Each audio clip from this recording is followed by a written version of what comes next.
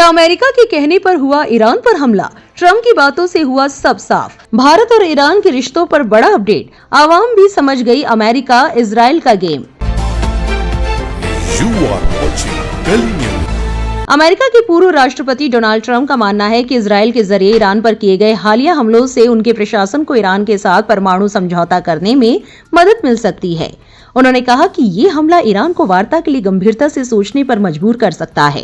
Trump के इस बयान से कई लोग अनुमान लगा रहे हैं कि ये हमला दबाव के लिए कराया गया है। ईरान अपने न्यूक्लियर इनरिचमेंट को रोकना नहीं चाहता है, वहीं अमेरिका चाहता है कि वो अपनी सभी न्यूक्लियर फैसिलिटी बंद करे। दोनों के बीच इसी मामले को लेकर बातचीत चल रही है। माना जा रहा है कि अमेरिका ने इजराइल के जरिए ये हमला कराया ताकि इस्लामिक मुल्क पर प्रेशर बन सके और उसे इस बातचीत में फायदा मिल सके। इस हमले में अमेरिका का हाथ है, इस बात का कहीं न कहीं सबूत ये है कि जब जवाबी हमले में बीती रोज ईरान ने इजराइल पर मिसाइल दागे तो इकलौता अमेरिका था जो इजराइल के साथ खड़ा होकर उन्हें रोक रहा था। मीडिया आउटलेट एक्सीयूज को दिए गए इंटरव्यू में ट्रंप से जब पूछा गया कि क्या इजरायली हमले से परमाणु समझौते की संभावना खतरे में पड़ गई है, तो उन्होंने जवाब दिया, मुझे ऐसा नहीं लगता। शायद इसके ऑपोजिट, शायद अब वो गंभीरता से बातचीत करेंगे। मैं उन्हें 60 दिनों में डील करने के लिए राजी नहीं कर सका। वो डील के करीब थे, उन्हें ये करना चाहिए था। शायद अब ये हो जाएगा। ट्रंप ने पुष्टि की कि इजरायली हमले के बाद उन्होंने शुक्रवार को पहली बार इजराइल के प्रधानमंत्री बेंजामिन नेतन्याहू से फोन पर बातचीत की। हालांकि उन्होंने बातचीत का ब्यौरा शेयर करने से इनकार कर दिया और ये भी साफ नहीं किया कि क्या नेतन्याहू ने अमेरिका से सीधे इस ऑपरेशन में शामिल होने की मांग की थी। इतना ही नहीं, लोगों का ये भी कहना है कि भारत भी अमेरिका के दबाव में नहीं आया और ईरान के साथ अपने रिश्तों को मजबूत रखा है। आइए आपको दिखाते हैं आवाम ने क्या कुछ कहा है।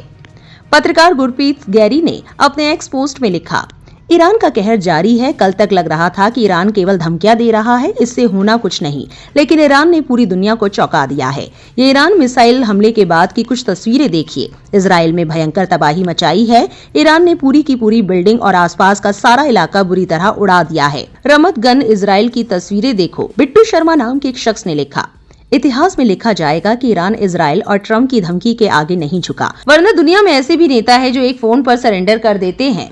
वरिष्ठ पत्रकार कृष्णकांत ने लिखा, ईरान ट्रंप की धमकी से नहीं डरा, उसने इजराइल को जवाब दिया, मिसाइलें बरसाई। कुछ नेता डर जाते हैं, अमेरिका के नौकर की तरह व्यवहार करते हैं।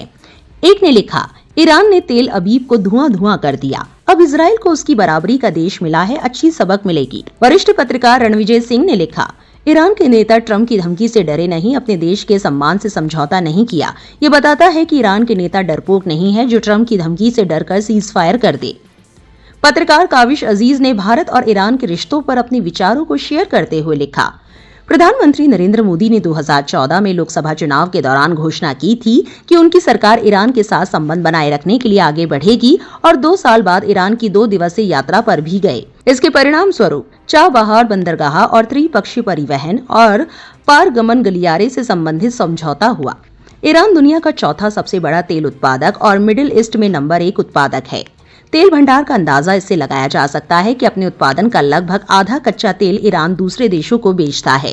ईरान से कच्चे तेल के अलावा सूखे मेवे, केमिकल और कांच के बर्तन भारत आते हैं। वहीं भारत की ओर से ईरान पहुंचने वाले प्रमुख सामानों की बात करें तो बासमती चावल का ईरान बड़ा आयातक है। ईरान ने कई मौकों पर इस्लामिक देशों के संगठन के मंच पर भारत की मदद की है। अमेरिका के लगातार दबाव के बावजूद भारत ने ईरान के साथ अपने संबंधों को बनाकर रखा है।